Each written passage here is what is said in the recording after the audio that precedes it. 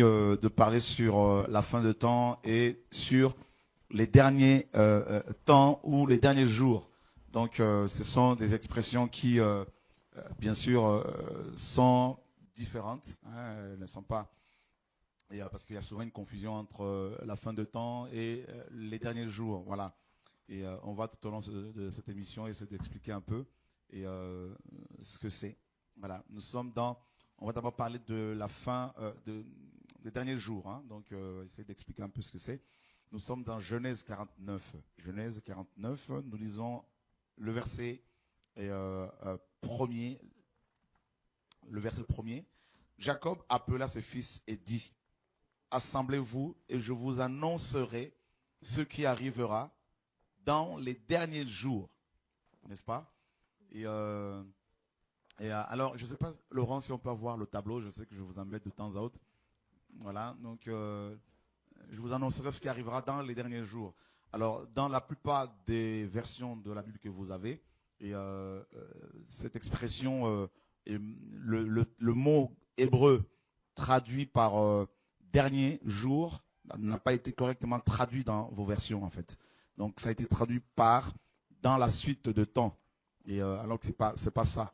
C'est les derniers jours. Voilà. Et c'est ce que nous allons d'abord expliquer ce soir. Donc, nous allons parler des derniers jours et de la fin de temps. Et voilà. Donc, prenez bien un stylo, si vous le pouvez, avec un cahier, si vous êtes chez vous, pour noter. Et vous pouvez éventuellement, si vous le souhaitez, nous appeler pour nous poser vos questions. Voilà. Donc, Jacob, donc, avant de mourir, il se trouvait bien sûr en Afrique, ici, il faut le souligner. Il se trouvait en Afrique, il se trouvait en Égypte. Il savait que son heure était venue. Et avant de mourir, il va, n'est-ce pas, rassembler ses 12 princes, ses 12 enfants. Et il leur dit, je vous annoncerai ce qui arrivera dans les derniers jours. Voilà. Donc Jacob était bien sûr prophète. Parce qu'on ne peut pas annoncer les choses de futur, hein, de l'avenir, les choses à venir, si on n'est pas prophète, si on n'a pas reçu l'esprit prophétique, donc le Saint-Esprit. Et il va dire au verset 2, rassemblez-vous et écoutez, fils de Jacob, écoutez Israël, votre père. Alors, c'est très intéressant ce que Jacob dit ici dans le verset 2, à la fin, hein, donc la dernière phrase, écoutez Israël, votre père. En hébreu, Shema Israël, n'est-ce pas? Donc, beaucoup savent ce que c'est le Shema Israël. Le Shema Israël, Shema Israël, Adonai Eloheinu, Adonai Echad, n'est-ce pas? Donc, c'est la foi, la confession de foi dans le judaïsme. Voilà, donc cette prière, on la retrouve dans Deutéronome 6, verset 4, où Moïse disait aux enfants d'Israël, Shema Israël, Adonai Eloheinu, Adonai Echad. Et écoute Israël, l'Éternel, notre Dieu, l'Éternel est un. Voilà, donc c'est Jacob qui va, n'est-ce pas, initier ses enfants à cette prière. Et Yeshua, notre Seigneur, dans Marc chapitre 12, lorsqu'on va lui poser la question une question par rapport au salut par un homme riche, et le Seigneur dira, voici ce que la loi dit, Shema Israël, Adonai Eloheinu, Adonai Echad. Écoute Israël, l'Éternel, notre Dieu, n'est-ce pas? L'Éternel est un. Yahweh, notre Dieu, Yahweh est un. Ou encore, le Seigneur, donc Adonai, notre Seigneur est un. Voilà, donc, Jacob, hein, le mot Shema, écoute, signifie littéralement, écoute et comprendre. Écoutez et comprenez. Hein, donc, c'est pas seulement entendre, mais c'est écouter et comprendre. D'accord? Voilà, donc on va aller sur le tableau. Là. Je vais pouvoir écrire des choses là et pour bien expliquer certaines choses aux frères et sœurs. Voilà. Voilà, merci. Merci Mike. Alors, je pense que c'est Shema, donc c'est écouter et comprendre. Ou encore saisir, n'est-ce pas? Donc, vous inquiétez pas, on va bien fixer le tableau là. Hein, shema, écouter et donc comprendre. Et parce que je donne un exemple. Si je dis en lingala, hein, qui est la langue parlée au Congo-Kinshasa, yaka, par exemple, tout le monde entend yaka, d'accord? Mais tout le monde ne comprend pas. Donc on peut entendre un son et ne pas le comprendre, ne pas le saisir. Et donc shema signifie entendre et comprendre, écouter et comprendre, saisir le message. Donc, Jacob voulait absolument que ses fils, ses 12 fils, entendent et comprennent son message concernant les derniers jours. Qu'est-ce qu'on peut comprendre par là? Jacob voulait nous faire comprendre que, notamment à ses enfants, qu'il est important aux hommes qui veulent servir le Seigneur, qu'il est important aux chrétiens de comprendre et de saisir, n'est-ce pas, les choses, les événements qui vont se dérouler dans les derniers jours. C'est-à-dire que un chrétien qui ne comprend pas, qui ne saisit pas les derniers jours, les choses relatives aux derniers jours, eh bien, ce chrétien ne pourra pas être, mes amis, tenir debout face aux épreuves, ne pourra pas, n'est-ce pas, se sanctifier jusqu'au retour du Mashiach. Voilà pourquoi Jacob dit à ses enfants, Shema, écoutez et comprenez votre Père. Shema Israël, votre Père. Comprenez le message que votre Père a à vous délivrer avant sa mort. Voilà son langage. Comprenez. Quand Jésus-Christ enseignait, il enseignait souvent en parabole, selon les Écritures, notamment dans Matthieu 13. On le voit. Tout le monde l'entendait. La foule l'entendait. Mais seuls les disciples, dans le secret, dans la maison, comprenaient, saisissaient son langage. Le Seigneur le dit dans Matthieu 13. Ces hommes, il disait, en parlant de la foule, ils ont des oreilles pour entendre, mais ils ne comprennent pas. Ils ont des yeux pour voir, mais ils ne voient pas. Cela veut dire quoi? On peut voir certaines choses et ne pas, n'est-ce pas, comprendre ce que l'on voit. Voyez, donc, Jacob voulait vraiment que ses enfants saisissent les derniers jours, comprennent ce que c'est le temps, l'horloge de Dieu, comprennent, mes amis, ce que c'est le plan de Dieu concernant leur futur. Voyez, et le message sur le temps de la fin, le message sur les derniers jours sont des messages qu'on doit comprendre, que les chrétiens doivent saisir. C'est important. Donc, voilà. Maintenant, on a vu que Jacob parle, n'est-ce pas, des derniers jours à ses enfants. D'accord? Alors, dernier, c'est Akarit.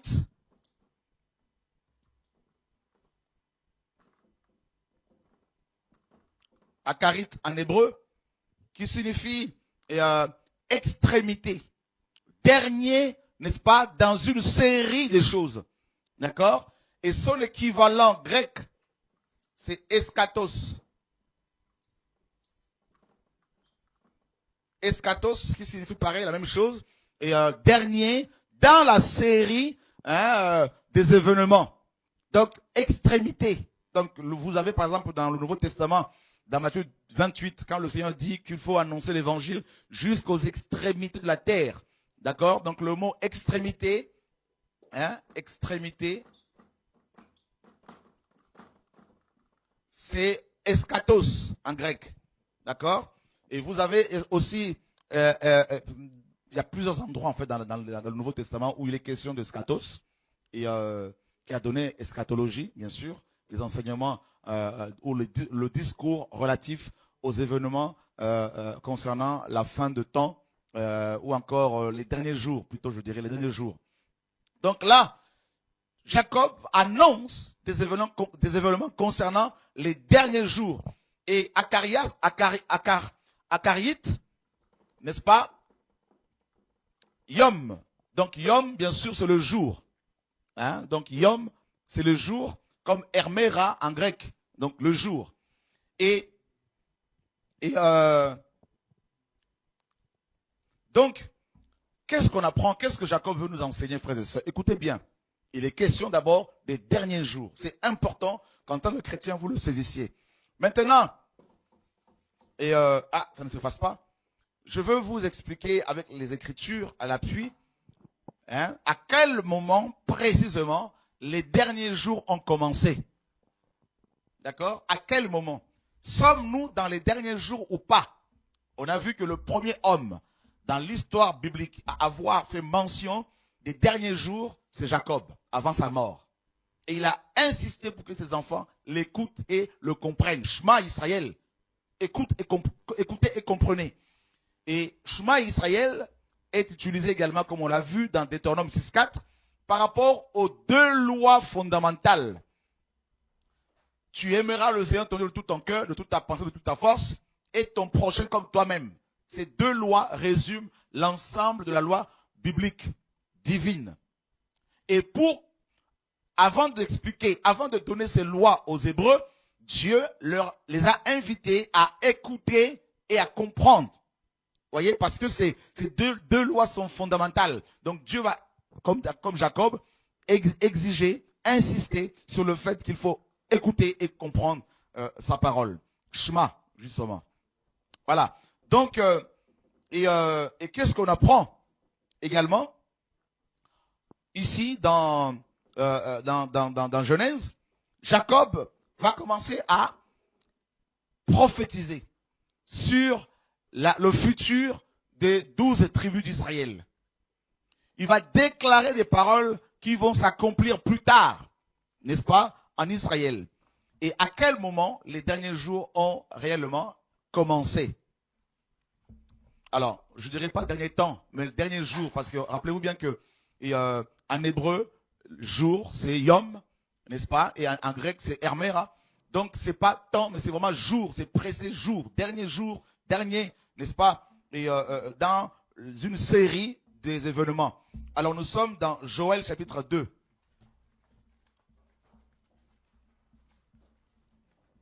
Joël chapitre 2, nous lisons le verset 28. Après cela, je répandrai mon esprit sur toute chair.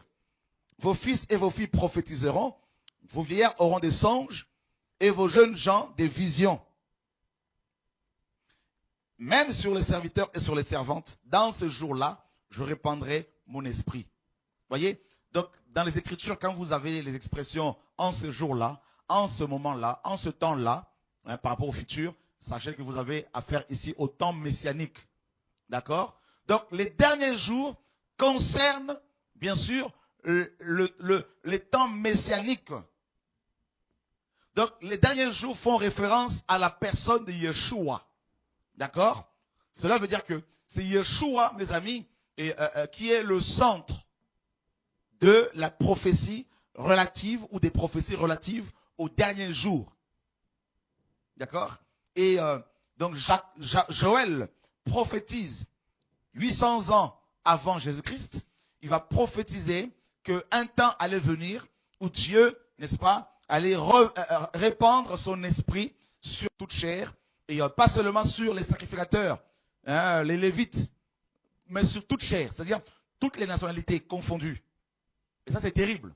C'est une prophétie, mes amis, qui entrevoit, n'est-ce pas, le salut des nations. Et nous sommes dans, justement, Actes chapitre 2.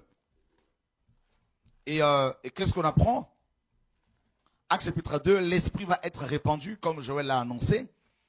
Et Pierre va se lever pour donner une explication, n'est-ce pas, biblique, aux manifestations qu'il y avait, n'est-ce pas, que les 120 personnes qui avaient reçu l'Esprit avaient. Parce que les Juifs de la diaspora venus à Jérusalem ce jour-là pour fêter la fête de Pentecôte ne comprenaient pas trop, n'est-ce pas, l'attitude, le comportement, le langage de ces 120 personnes. Alors Pierre nous dit au verset 14, alors Pierre se présentant avec les 11 et éleva la voix et leur parla en ces termes. Hommes juifs et vous tous qui séjournez à Jérusalem, sachez ceci et prêtez l'oreille à mes paroles. Prêtez l'oreille à mes paroles. Voyez? D'accord? Et Pierre dit quoi? Ces gens ne sont pas ivres comme vous le supposez, car c'est la 3e heure du jour, c'est-à-dire 9 heures du matin. Et qu'est-ce qu'on apprend? Il est dit, mais c'est ici ce qui a été dit par le prophète Joël. Dans les derniers jours, dit Dieu, je répandrai de mon esprit sur toute chair. Vos fils et vos filles prophétiseront, vos jeunes gens auront des visions et vos vieillards auront des songes. Donc Pierre nous apprend ici que l'expression en ce temps-là, utilisée par Joël, signifiait littéralement les derniers jours. Et Pierre nous apprend ici que les derniers jours ont débuté à la naissance de l'Église. Les derniers jours ont commencé à la naissance de l'Église lors de la fête de la Pentecôte, précisément, dans Actes chapitre 2. Donc vous voyez que les derniers jours ont un rapport avec Christ et son corps qui est l'Église. Donc c'est, en fait, les derniers jours ont un rapport avec la dispensation de l'Église, de l'Esprit. Littéralement, le 6e âge. La 6e dispensation. N'est-ce pas? Les derniers jours. Donc, Dieu a donné naissance à son corps, le corps de Christ, l'Église, pour inaugurer, n'est-ce pas, l'ère, l'âge, la dispensation, n'est-ce pas, des derniers jours. Donc, depuis 2000 ans, les nations, le monde, sont entrés dans les derniers jours, selon le calendrier de Dieu. D'accord? C'est important de le souligner, de le savoir. Donc, ce n'est pas la fin de temps. Vous voyez bien que la fin de temps n'est pas, la fin de temps, mes amis, n'est pas les derniers jours. Les derniers jours ont un rapport avec la naissance de l'Église, avec l'effusion de l'Esprit. Donc, les derniers jours, n'est-ce pas, vont jusqu'au retour de Yeshua. C'est ça, en fait, les derniers jours ont commencé avec la naissance de l'Église et jusqu'à ce que Christ, mes amis, revienne. Cette période-là, de la naissance au retour de Yeshua, mes amis, représente les derniers jours. Voilà, c'est bien de le souligner, de le comprendre. Et donc, on a vu que les derniers jours furent inaugurés, n'est-ce pas, par la naissance de l'Église, par l'effusion, hein, donc avec l'effusion de l'Esprit de Dieu. Voilà. Et là, c'est comme si dans le calendrier de Dieu, dans l'horloge de Dieu, eh bien, les choses se précipitent, n'est-ce pas? Donc les prophéties se mettent à s'accomplir, mais avec une rapidité, mes amis, jusqu'à présent inégalée. Donc, et c'est terrible ce qui se passe effectivement. Donc l'Église, la naissance de l'Église, l'épouse de Yeshua, mes amis, sa naissance va permettre, hein, va pousser Dieu encore à exécuter, mes amis, son plan parfait et que nous allons voir concernant justement la fin de temps. Les derniers jours inaugurent, n'est-ce pas, la naissance ou l'ère ou l'âge de l'Église. Voilà. Donc maintenant, Hébreu nous dit également, Hébreu chapitre 2 nous dit ceci, chapitre 1er, verset 1er au verset 2. Après avoir autrefois, à plusieurs reprises et de plusieurs manières, parlé à nos pères par les prophètes, Dieu, dans ces derniers temps, donc littéralement ici, pas derniers jours, hein, donc bon, on peut dire aussi temps, mais c'est plus dernier jour, parce que c'est hermera en grec, hermera signifie plus temps, comme un jour, et voilà. Pourquoi? Parce que bon, on parlera plus tard, tout un autre jour, sur le jour de Yahweh. Ça a un rapport avec le jour de Yahweh. Voyez, le premier jour, il y eut un soir et il y eut un matin, ce fut jour 1, n'est-ce pas? Donc Dieu est lié parce qu'il est lui-même le jour, en fait, hein, le jour, la lumière. Il y eut un soir, il y eut un matin, ce fut jour 1. Voilà. Donc, il est dit ici que dans ces derniers jours, Dieu nous a parlé par le Fils. Ou encore, Dieu nous parle par le Fils. Donc vous voyez bien que, mes amis, l'auteur de l'Épître aux Hébreux nous fait comprendre que nous sommes, depuis la naissance de l'Église, il confirme encore ce que Pierre disait, nous sommes bel et bien dans les derniers jours, depuis 2000 ans. Alors, qu'est-ce qu'on apprend encore, mes amis, concernant justement les derniers jours? Donc nous avons le témoignage de Pierre dans Acte 2. Nous avons le deuxième témoignage de l'auteur de l'épître aux Hébreux. Cette épître est souvent attribuée à Paul ou à quelqu'un d'autre. Mais en tout cas, ce qui est sûr, c'est que nous avons déjà 2 témoins. Hein, il est dit dans les Écritures que vous ne pouvez pas recevoir le témoignage de quelqu'un. Vous ne pouvez pas recevoir l'accusation contre quelqu'un sans la déposition de 2 ou 3 témoins. Donc nous avons 2 témoins déjà. Et nous allons voir un 3e témoin, c'est-à-dire l'apôtre Jean, dans 1 Jean chapitre 2. Dans 1 Jean chapitre 2, le verset 18. Petits enfants, c'est la dernière heure. D'accord? C'est la dernière heure. Donc ici, le mot dernier ici, c'est pareil, c'est eschatos. Hein? Donc Jean a écrit cette lettre, mes amis. Et avant, bien sûr, et après, bien sûr, Paul, il a écrit dans les années 85 à peu près. Jean va dire que, mes amis, que c'était, mes amis, la dernière heure. Il n'était pas encore mort, Jean. Il était vivant et il nous apprend ici que, mes amis, à son époque déjà c'était la dernière heure, c'est-à-dire les derniers jours. Pourquoi? Qu'est-ce qu'il va y avoir maintenant? Quels sont les événements qui sont censés avoir lieu dans ces derniers jours, inaugurés par l'Église, la naissance de l'Église? On apprend dans 1 Jean ici que il y aura, bien sûr, plusieurs antéchrists. Et c'est déjà le cas. Plusieurs antéchrists vont venir. Et ça a commencé depuis la naissance de l'Église. Et Jean nous dit que ça va aller grandissant. Le nombre d'antéchrists va de plus en plus, mes amis, s'agrandir. Et c'est exactement ce que nous sommes en train de vivre.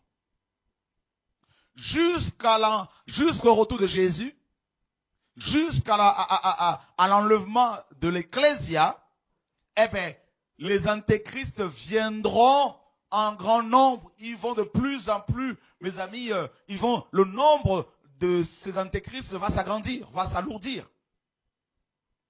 Et on ne doit pas s'attendre à autre chose. Et on sait tous ce que c'est, ce que ça signifie le mot antéchrist. Anti, c'est contre. Anté, c'est avant. D'accord? Et Jean nous apprend que c'était la dernière heure déjà à son époque. Et 2000 ans après, mes amis, à votre avis, on est vraiment, mes amis, dans les derniers temps. Il dit également, vous avez appris qu'un antéchrist vient. Jean nous apprend que l'avènement de l'antéchrist fait partie des derniers jours. Donc cela veut dire, mes amis, nous, chrétiens d'aujourd'hui, nous, Église, nous allons voir l'antéchrist. Parce que Jean nous dit que l'antéchrist viendra pendant la dispensation de l'Église. Et d'ailleurs, dans 2 Thessaloniciens 2, Paul le dit, avant notre réunion avec Jésus, avant le retour visible de Yeshua, il faut que l'apostasie soit arrivée auparavant et qu'on ait vu paraître l'impie, l'homme impie, le fils de la perdition. Donc Pierre le dit, Paul le confirme, frères et sœurs. Donc dans les derniers jours, nous voyons déjà, nous verrons de plus en plus l'émergence des antéchrists et nous verrons également l'avènement de l'antéchrist, c'est-à-dire la bête dont il est question dans Apocalypse chapitre 13. Le gouverneur de la terre, le roi de la terre, le président du monde, d'un monde globalisé, unifié, d'un monde, mes amis, où la pensée unique est imposée à tous ses habitants. Une seule pensée, un seul langage, le langage monétaire, l'argent, l'argent, l'argent, l'argent, l'argent. Faites tout pour avoir de l'argent. Voilà le langage de ce monde.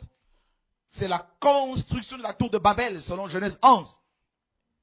N'est-ce pas? Et nous sommes dans ce temps-là. Et qu'est-ce qu'on apprend, frère? Jean dit, par là. Hein? Donc, vous savez qu'il y a maintenant plusieurs antéchrists. Par là, nous connaissons que c'est la dernière heure. Ben oui. Donc, vous voyez bien que l'émergence des antéchrists est la preuve que nous sommes dans les derniers temps, dans les derniers jours, dans les derniers moments depuis la naissance de l'Église, bien sûr, mais Jean nous donne un autre détail. C'est l'émergence, le réveil des antéchrists. Des gens qui viennent et qui disent, qui font croire aux autres que c'est Dieu qui les a envoyés. D'accord? Ils peuvent être chrétiens, soi-disant. Ils peuvent prendre le nom de chrétiens, le nom de musulmans, le nom de bouddhistes, tout ça, plusieurs noms. Ils sont à la base de sectes, tout ça, de différentes religions. Vous voyez? C'est terrible. Et c'est exactement ce que Jean nous dit. C'est comme si Jean nous disait, quand vous verrez l'émergence, le réveil des antéchrists ici et là, sachez que c'est la dernière heure. Donc ça doit plutôt nous interpeller, ça ne doit pas nous décourager, ça ne doit pas nous, n'est-ce pas, nous attrister. Au contraire, on doit se dire, c'est vraiment la dernière heure parce que c'est des signes que Dieu nous donne. Vous voyez? Des signes, comme une horloge, pour nous avertir. Voilà. Et voilà ce que Jean nous dit. Donc, dans les derniers jours, on verra et on voit cela. Donc, il y a l'émergence, le réveil des antéchrists. Et qu'est-ce qu'on apprend encore? Nous sommes dans 2 Timothée, chapitre 3. 2 Timothée, chapitre 3, nous lisons à partir du verset 1er. Sache que, Paul parle à Timothée, il est en prison, Paul. Sache que dans les derniers jours, voilà, dans les derniers jours, d'accord, c'est le même terme employé par, ici c'est eschatos, mais c'est l'équivalent en hébreu, on l'a vu, hein, akarit. Voilà, dans les derniers jours, il y aura des temps difficiles. Donc, pendant les derniers jours, on apprend que les temps seront difficiles. On n'a pas prédit des temps glorieux, non. On a prédit des temps difficiles. Voilà pourquoi Jacob voulait que ses enfants écoutent et comprennent correctement son message. Il y aura des temps difficiles. Où? Dans le monde et dans les assemblées, bien sûr. Pourquoi? En fait, Paul décrit, n'est-ce pas, le caractère des hommes qui vivront les derniers jours, de la naissance de l'Église au retour de Jésus. Paul décrit, n'est-ce pas, et Paul prophétise, annonce la dégradation de la moralité, des mœurs. Et c'est exactement ce que nous sommes en train de vivre. Et qu'est-ce qu'il dit? Il dit, car les hommes seront, n'est-ce pas, idolâtres d'eux-mêmes. Ils vont tellement aimer s'aimer, ils vont tellement aimer leur corps. Il va y avoir le culte de la beauté, de la personne. C'est le culte du corps. Et c'est exactement ce que nous avons actuellement avec mes amis, la mode, avec les différentes sortes de sports où le corps humain est mis en exergue. Vous voyez? C'est terrible. Vous avez vu toutes ces publicités où l'homme est mis en exergue, tout ça. Voilà, donc la femme parfaite, l'homme parfait. Donc, c'est exactement ce que connaît notre génération, ce que vit notre génération. Les hommes sont de plus en plus, idolâtres de leur corps. Parce que le mot égoïste ici signifie littéralement idolâtre. N'est-ce pas? Donc, et ils vont tellement s'aimer. Et deuxièmement, il dit, ils seront amis de l'argent. Donc il va y avoir une alliance entre les hommes, et c'est déjà le cas, entre les hommes de cette génération, c'est-à-dire la génération des derniers jours, et l'argent. C'est exactement ce qui se passe aujourd'hui. Vous avez vu toutes sortes de scandales qu'il y a dans les églises concernant l'argent, avec des pasteurs. Vous entendez toutes sortes de scandales qu'il y a dans le monde, même chez les hommes politiques, par rapport à l'argent. Eh bien voilà, amis de l'argent. Littéralement, Paul dit que l'argent sera l'ami des hommes de cette génération. Vous voyez? L'argent. L'argent, aujourd'hui, c'est l'argent qui fait tout. C'est l'argent qui est devenu le maître. L'argent monnaie, l'argent papier, les billets de banque. Vous voyez? Vous pouvez ne pas être beau, mais vous avoir plusieurs femmes parce que vous avez l'argent. Vous voyez? Si vous avez l'argent, le racisme n'existe pratiquement plus. Parce que même les racistes, s'il y a l'argent devant eux, frère, ils oublient le racisme, de manière générale. Parce que l'argent, c'est le langage de l'argent. Vous voyez? ceux qui se disent racistes, qui ont même des partis politiques, souvent ils ont des entreprises et ils embauchent même, mes amis, des étrangers. Pour vous montrer à quel point, quand il est question de l'argent, ben, tout le monde se met pratiquement d'accord, tout le monde est d'accord. Vous voyez, on met de côté les conflits, les idéaux, tout ça parce que c'est l'argent qui parle. Voilà.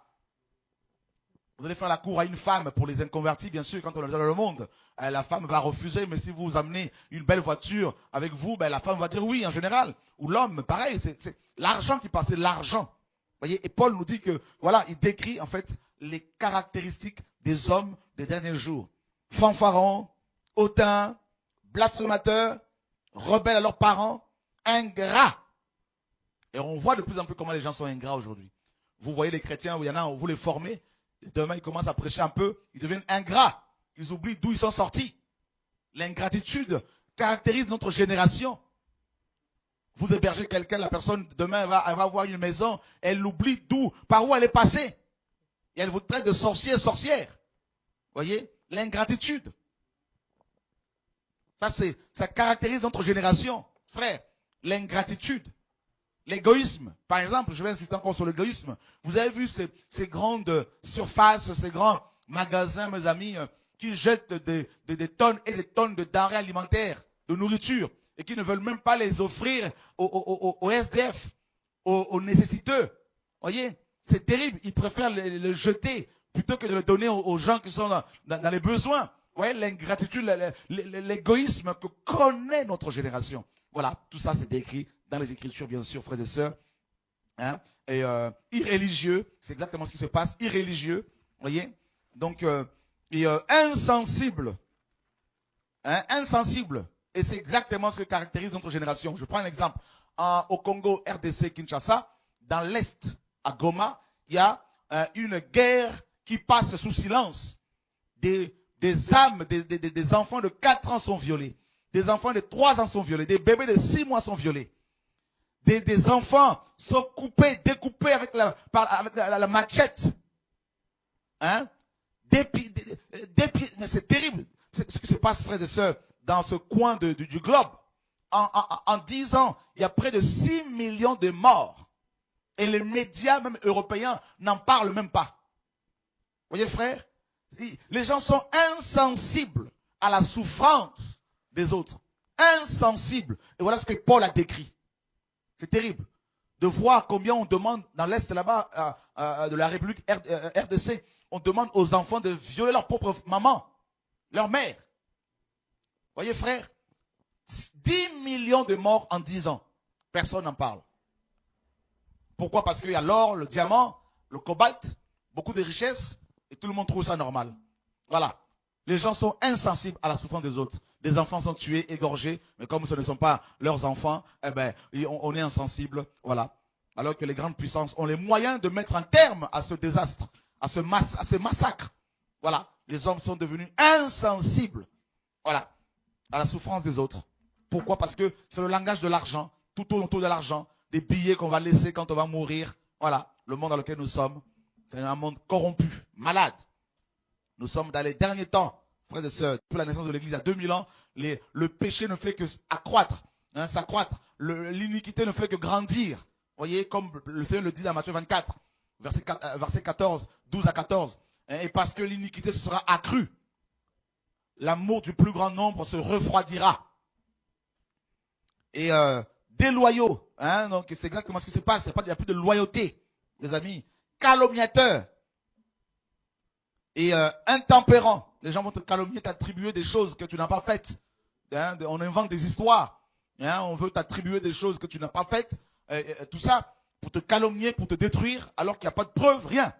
Donc notre génération, elle est comme ça, mes amis. Et intempérant, cruel, la cruauté a augmenté, ennemi de gens de bien. Depuis la naissance de l'Église, frère, si vous dites aujourd'hui que vous êtes chrétien, surtout dans notre génération, au 21e siècle, si vous dites à quelqu'un que vous êtes chrétien, vous aimez Jésus, eh bien vous allez avoir des problèmes. On va vous taxer de tout le nom, vous traiter de secte, de tout ce que vous voulez. Voilà. Donc, c'est terrible, frère, c'est terrible. Le nom de Jésus dérange. Voyez. Et on nous dit également qu'ils seront, mes amis, traîtres. Ennemis de gens de bien. Vous savez, si notre génération cherche plutôt les gens mauvais. Plus vous êtes méchant, plus tout le monde vous accepte. Si vous êtes un pasteur, vous êtes impudique, voleur, tout le monde trouvera ça normal. On va vous tendre la main de l'association. Mais si vous commencez à sanctifier votre cœur, à dénoncer le péché, on vous traitera de rebelles, antéchrist, voleurs, violeurs des femmes, impudiques, tout ce que vous voulez. Voilà, notre génération, elle est comme ça. Le Seigneur l'a dit de toute façon. Si on m'a aimé, on vous aimera. Voilà. Et Paul dit, enflé d'orgueil. L'orgueil, effectivement, caractérise notre génération. Aimant le plaisir plus que Dieu. Regardez notre génération, hein, qui fait partie des derniers jours. Regardez comment les gens aiment le plaisir plus que Dieu. Comment, vous avez vu le nombre de boîtes de nuit qui pullulent partout, frères et sœurs? La jeunesse est encouragée à aller danser à gauche, à droite, à boire, à fumer, à se saouler. Voyez, à prendre les différents types de drogues, voyez, pour atteindre le nirvana. Voyez, et c'est terrible. Cette génération, elle est vouée, mes amis, elle est vouée, elle est vendue, elle est condamnée, mes amis. Et, elle se condamne elle-même. Voyez, et c'est ça, les derniers jours. Et Paul dit, ayant l'apparence de la piété, reniant ce qui a fait la force, et loin de ces hommes-là. Ayant l'apparence de la piété. Voilà, vous avez vu le nombre de chrétiens qui sont en costume et cravate, en soutane chez les catholiques. Vous avez vu même chez les pasteurs évangéliques qui sont en soutane, tout ça. Vous avez vu les autres religieux qui s'habillent en blanc, ils ont une apparence pieuse. Mais en dessous, ça cache, dans le cœur là, le cœur est rempli d'hypocrisie, rempli de péché, tout ça là. Eh bien, c'est notre génération. Tout est dans les apparences. Les gens sont beaux, ils sont bien habillés, ils sont propres. Vous avez l'impression que à la télévision, tout le monde est beau. Vous voyez, les stars sont belles, tout ça. C'est notre génération. Vous avez vu le nombre de personnes qui subissent, mes amis, des chirurgies esthétiques dans notre génération? C'est impressionnant. Tout peut être refait aujourd'hui. Tout. Le nez, les yeux, tout, la bouche, tout. Les joues, le ventre. Voilà notre génération. C'est une génération où les gens aiment plus le plaisir. Vous avez vu le nombre de jeux, mes amis, vidéo qu'il y a aujourd'hui? Le nombre de, mes amis, de consoles vidéo, de jeux sur ordinateur, le plaisir pour le plaisir du corps humain. Vous avez vu le nombre de parcs, mes amis, pour pouvoir se détendre? Hein, des jeux Euro Disney, il y en a tellement, mes amis, aujourd'hui.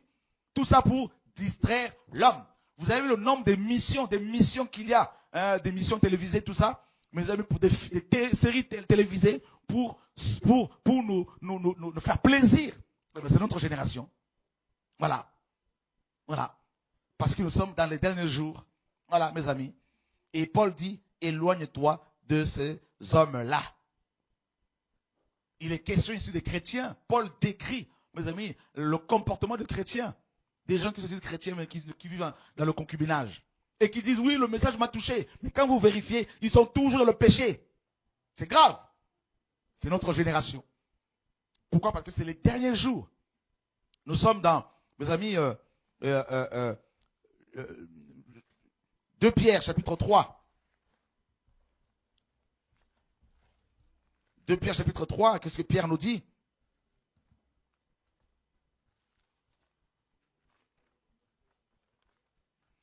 Nous lisons à partir du verset 1er. Voici déjà, bien aimé, la seconde lettre que je vous écris.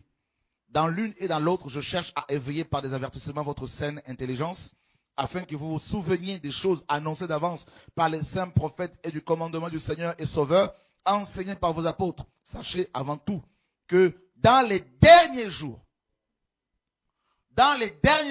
Pierre est le 4e, enfin, il est le premier témoin, le 2e, c'est l'auteur de l'Épître aux Hébreux, le 3e, on l'a vu, c'est, n'est-ce pas, c'est Jean. Pierre revient encore à la charge et dit, dans les derniers jours, donc il y a eu un enseignement apporté par les prophètes et les apôtres concernant les derniers jours.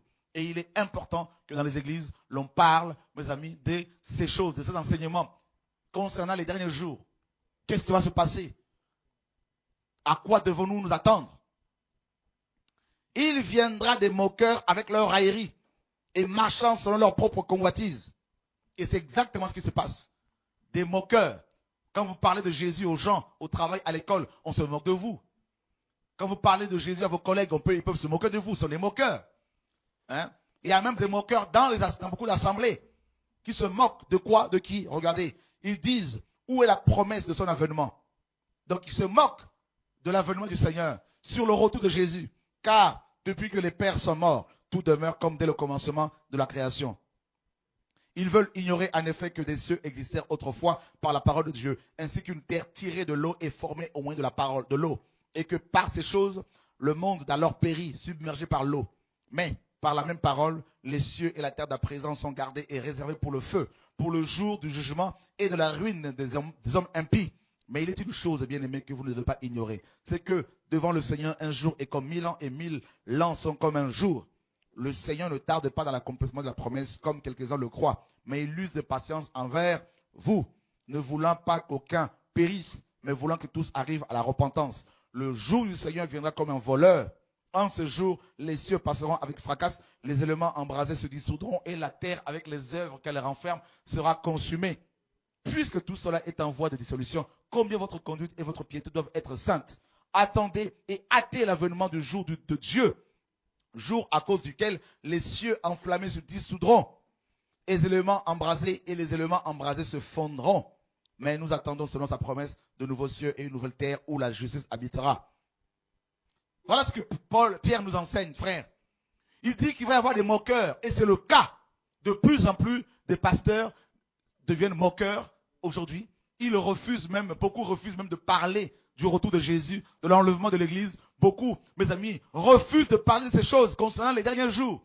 Et ils parlent de quoi? Ils parlent ils ont le même langage que les gens du monde. Money, money, money, l'argent, l'argent, l'argent. Donnez la dîme, vous serez bénis. Donnez l'offrande, vous serez bénis. Ils vendent des CD, ils vendent des livres, leurs ouvrages. Ils vendent des concerts payants. Ils mettent leurs concerts payants. Ils vendent leurs CD. C'est la confusion. Voyez? Alors, au lieu de parler des avènements, de l'avènement du Seigneur, de parler des choses concernant ce jour, mes amis, des choses relatives au dernier jour, on n'en parle pas parce que ils ont le langage du monde, ils ont le langage de la terre. Voyez, frères et sœurs, c'est grave. Et ils se moquent du jour du Seigneur. Ils ne parlent plus de l'avènement du Seigneur. Très peu en parlent. Très peu en parlent. Voyez? Et alors que dans les assemblées, on doit prendre du temps dans ces enseignements. On doit s'asseoir et enseigner là-dessus. Poser des questions, mes amis, pour que les chrétiens soient éclairés. Pourquoi? Parce que Pierre nous dit ceci dans 2 Pierre chapitre 2. 2 Pierre chapitre 2, verset 19. 2 Pierre chapitre 1, verset 19. Et nous tenons pour d'autant plus certaine la parole prophétique à laquelle vous faites bien de prêter attention, comme à une lampe qui brille dans un lieu obscur, jusqu'à ce que le jour vienne apparaître et que l'étoile du matin se lève dans vos cœurs. Pierre nous avertit, nous invite à nous attacher à la parole prophétique. Or, les derniers temps, les derniers jours, mes amis, font partie de la prophétie biblique. Et celui qui n'est pas éclairé par la prophétie biblique marchera dans les ténèbres, se fera avoir par l'ennemi. Je prends un exemple. Un chrétien qui fréquente une assemblée où le pasteur est tombé dans le péché sexuel, a volé l'argent. Si ce chrétien n'est pas enseigné sur les événements relatifs aux derniers jours, s'il n'est pas enseigné, si on ne lui a pas dit que le fait que ce pasteur tombe comme ça a été annoncé dans les Écritures, ce chrétien sera tellement scandalisé qu'il risque de repartir dans le monde. Mais s'il est enseigné sur les choses concernant les derniers jours, il se dira, c'est la parole qui s'accomplit. Voilà pourquoi, mes amis, il faut qu'on nous enseigne sur les choses relatives à la fin de temps et au dernier jour. Voilà. Donc, et qu'est-ce que Jacques nous dit également concernant toujours les derniers jours? Il y a plusieurs éléments qui vont avoir lieu pendant les derniers jours. Nous sommes dans Jacques, chapitre 5. Jacques est le quatrième témoin. Le premier, c'est Pierre. Le deuxième, c'est l'auteur de l'Épître aux Hébreux. Le troisième, mes amis, c'est Paul. Le quatrième, ici, c'est Jacques. Jacques, chapitre 5. Et qu'est-ce qu'il dit, mes amis? Et nous lisons à partir du verset 1er. À vous, maintenant, riches, pleurez et gémissez à cause des malheurs qui viendront sur vous. Vos richesses sont pourries et vos vêtements sont rongés par les teignes. Votre or et votre argent sont rouillés et leur rouille s'élèvera en témoignage contre vous et dévorera vos chairs comme un feu. Vous avez amassé des trésors dans les derniers jours. Voyez, frère, Jacques nous apprend que pendant les derniers jours, donc pendant la dispensation de l'Église, les riches vont de plus en plus amasser de l'argent. Ils seront de plus en plus riches. Et pour votre information, notre génération, c'est-à-dire le 21e siècle, connaît plus de milliardaires que les autres générations. Il y a plus de milliardaires aujourd'hui qu'il y en avait, mes amis, au 19e, 20e siècle. Et c'est terrible. On en trouve de plus en plus en Afrique, alors qu'avant, il n'y en avait pas.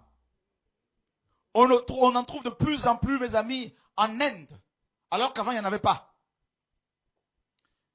Et pour votre information, 80% de la richesse mondiale, 80% de la richesse mondiale sont détenus par 5%. 5% d'individus.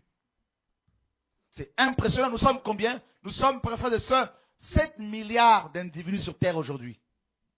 Et plus de 80% de la richesse mondiale, mes amis, sont détenus par 5% d'hommes. C'est impressionnant. C'est-à-dire que ces hommes, ils auraient pu, s'ils étaient, mes amis, s'ils étaient touchés par l'évangile, ils auraient pu, mes amis, nourrir toute la population mondiale. Pendant des siècles. Pour vous montrer à quel point notre génération est remplie d'égoïstes. Vous vous rendez compte, frère? Vous avez vu le nombre de comptes bancaires bien approvisionnés, remplis de milliards et des milliards.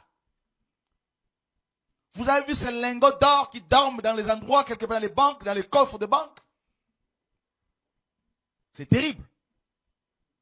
Voilà la réalité. Et Jacques l'a dit que pendant les derniers jours, jusqu'au retour de Jésus, Jacques nous apprend que les riches seront de plus en plus riches et les pauvres de plus en plus pauvres. Et c'est ce que nous voyons actuellement. Voilà. Comment vous pouvez expliquer qu'un homme, mes amis, à lui seul, puisse avoir des milliards et des milliards, 50 milliards pour un seul homme? Mais qu'est-ce qu'il va faire avec tout ça, honnêtement? C'est impressionnant. Voilà notre génération. Voilà, frère, ce qui se passe en ce temps dernier. Et vous avez de plus en plus aussi des pasteurs. Vous avez vu le nombre de pasteurs riches aujourd'hui? Mais de plus en plus, il y a des pasteurs qui ont des jets privés. Le Nigeria, en Afrique, compte, mes amis, c'est le pays où il y a le plus de riches, de pasteurs riches. Il y en a qui ont 2 ou 3 jets privés. On vous a montré hier, pour ceux qui ont suivi l'enseignement, ce couple de voleurs congolais. Ce couple, mes amis, Olangui et sa femme, qui ont plusieurs 4x4. Voilà ce qui se passe. Voyez? Et Jacques l'a dit. Donc, les derniers jours, frères, sont des jours difficiles. Très difficiles.